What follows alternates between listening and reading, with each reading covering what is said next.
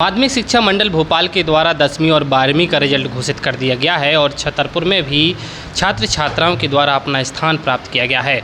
इस बीच हम छतरपुर के रामगढ़ में मौजूद है, जहां गायत्री मिश्रा के द्वारा 10वीं में 495 अंक प्राप्त करके दूसरा स्थान छतरपुर में पाया है और उसकी परसेंटेज की यदि बात की जाए तो 99% है। हम छतरपुर से लगभग 8 से 10 किलोमीटर दूर रामगढ़ में मौजूद हैं, जहां उसके पिता खेती किसानी का काम करते हैं और उसकी बेटी के द्वारा किसान की बेटी के द्वारा अच्छी पढ़ाई करके और सेल्फ स्टडी करके उसके द्वारा 99% हासिल प्राप्त किए गए और उनसे बातचीत करने के लिए हम खुद मौजूद हैं। क्या नाम है, किस तरह से आपकी पढ़ाई रही और कैसी क्या जर्नी रही आपकी? हाँ, मेरा नाम गायत्री मिश्रा है। जैसा कि आपने बताया, मैंने मध्य प्रदेश में 6वीं रैंक हासिल की है। 495 में अंक हासिल किए हैं, अर्थात 99। और जो मेरी जर्नी है तो मैंने सेल्फ स्टडी की है और बाकी का जो क्वेश्चन बन नहीं बन रहे तो वो भैया से या फिर टीचर से पूछा। मैं डेली स्कूल जाती थी, एक्सीलेंस स्कूल में पढ़ती हूँ, वहाँ पे डेली स्कूल जाती थी। कोई भी क्वेश्चन में डाउट है या कोई भी क्वेश्चन नहीं बन रहा तो वहाँ के सारे टीचर सपोर्ट करते थे और डेली प्रिंसिपल सर ने हमारे मोटिवेट किया है रैंक लाने के लिए और वह सपोर्ट भी किया है। तो अभी तक कैसा क्या आपका पढ़ने का तरीका रहा है और यदि बात की जाए पढ़ने की तो कैसा क्या नियमित पढ़ना रहता था आपका? हाँ, जैसे ही हमारा 9th का रिज़ल्ट आया उसके बाद से हमने अपनी पढ़ाई स्टार्ट कर दी थी, क्योंकि जब अच्छी रैंक लानी है तो फिर मेहनत तो करनी पड़ती है। तो इसलिए डेली हम शुरू में 2-3 घंटे ऐसे लगातार, फिर थोड़ी एग्ज़ाम्स आए तो फिर 4-5 ऐसे होते गए और पूरे फोकस से पढ़ाई की। और जो नहीं समझ में आ रहा था वो हमें भैया ने बताया, वो भी कोचिंग पढ़ाते हैं, तो कुछ समझ में नहीं आया तो वो हमें बता देते थे। तो यदि बात रिजल्ट की जाए तो मतलब रैंक पाने के लिए लोगों को क्या करना चाहिए? जैसे आप लोगों ने पढ़ाई की है तो किस तरह से मोटिवेट रहता है कि मानसिक रूप से ऐसे चलते रहता है? कभी कभार हो सकता कि मोटिवेट नहीं रहे, डेली तो कोई मोटिवेट रह नहीं सकता। मैं तो नहीं रहती थी, क्योंकि कभी कभी मेरा मतलब मन थोड़ा अजीब सा हो जाता था कि आ पाएगी रैंक ही नहीं। लेकिन मैंने सोचा कि जब दिल में विश्वास है तो कुछ भी कर सकते, तो इसलिए डेली पढ़ाई करते गए, थोड़ा थोड़ा करके रिवीजन तो करते ही रहे और फिर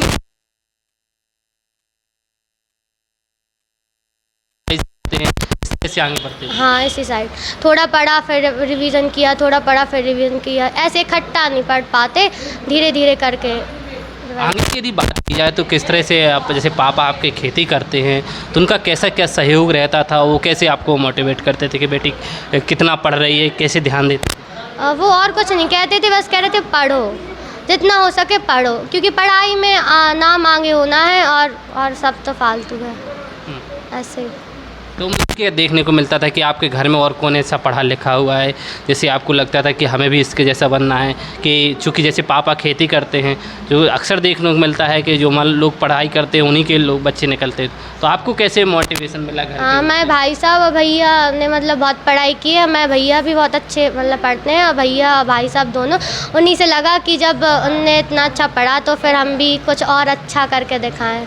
अभी क्या करना चाहती हैं? अभी आगे की बात की आगे IAS ऑफिसर बनना है हमें। किस तरीके? अभी तो 11th में हमें मैथ ही लेना है। मैथ जब पूरी पढ़ाई हो जाएगी 12th के बाद हम UPSC की तैयारी करेंगे। अभी कैसा क्या दे रहा है और परिवार वाले आप लोगों से क्या कहते हैं? हाँ, परिवार वालों का तो पूरा सपोर्ट रहा। जब तक हमारी 10th क्लास की जर्नी स्टार्ट हुई और अंत हुआ तब तक हमने कुछ घर का काम नहीं किया, सिर्फ पढ़ाई। हमारे यहाँ सब लोग कहते थे पढ़ो, बस काम नहीं करवाना कुछ, तो पढ़ाई करते रहे बस। तो ये की जाए, जैसे मान लीजिए आपने अभी तक इतने अंक हासिल किए हैं, तो क्या आपको लग रहा था कि और भी आगे पहुंच सकते थे आप? कि मतलब इतना आपने सोचा नहीं था, ऐसा कुछ लक्ष्य था आपका? सोचा तो 99 के नीचे ऊपर ही था, मतलब 99 के ऊपर नीचे था, पर फिक्स 99 ये नहीं सोचा था। तो जब देखा आप रिजल्ट? हमने खुद देखा अपना, सब लोग काम में व्यस्त थे, फिर हमने खुद देखा तो 99 आई, तो फिर हमें बिलीव नहीं हो रहा था। हमें लगा क्या पता किसी और का हो, तो फिर हमने अच्छे से चेक किया, फिर भी हमें यकीन नहीं हुआ, तो फिर हमने अपने भैया को दिखाया, वो कह रहे हाँ अब तुम्हारा ही है, तो फिर हमें लगा हाँ ठीक है, खुशी। आया है और मेहनत लाई है। सब लोग खुश हैं, बहुत खुश हैं सब लोग। तो ये हमारे साथ गायत्री परिवारजन है, उनसे ही बात करते हैं।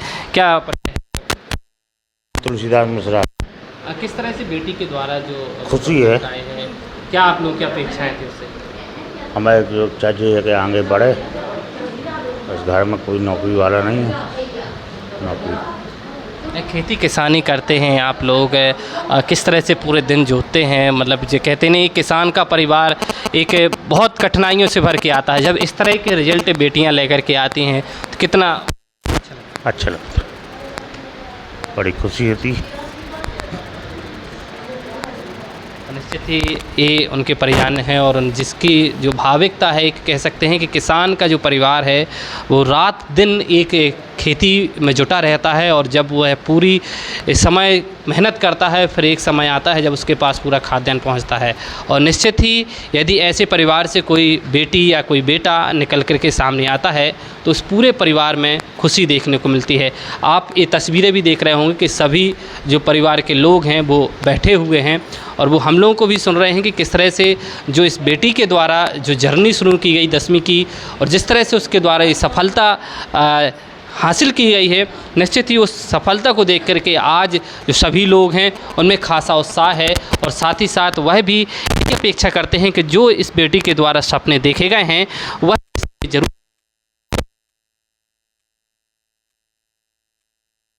दिखाई दे रहा है और शुभकामनाएं दे रहा है। वी न्यूज़ के लिए आशीष अवस्थी के साथ पवन विधुआ, रामगढ़, छतरपुर शहर के मध्य शिक्षा के क्षेत्र में 1985 से स्थापित केयर इंग्लिश स्कूल CBSE कक्षा नर्सरी से 12वीं तक गणित, विज्ञान एवं कॉमर्स में देता है आधुनिक शिक्षा सहित भारतीय संस्कारों एवं प्रतिभा को सम्मान। इसके साथ ही समय समय पर खेलकूद एवं कल्चर एक्टिविटीज़। तो देर किस बात की, अपने बच्चों की बेहतर शिक्षा के लिए चुने केयर इंग्लिश स्कूल और प्रवेश के लिए आज ही संपर्क करें। हमारा पता care English school, bus stand, Chhatarpur.